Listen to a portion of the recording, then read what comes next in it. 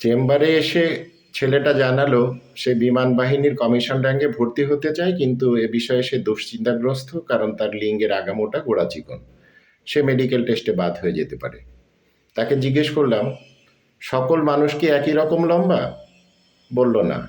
সকল মানুষের হাত কি একই রকম লম্বা? বলল না।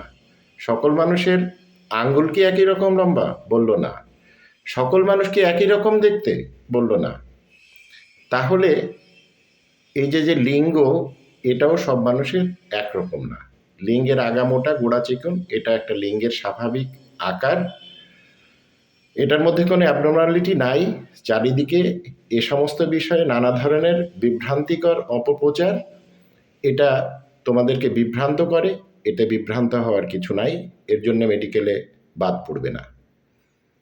আপনার স্বাস্থ্য, আপনার যত্ন।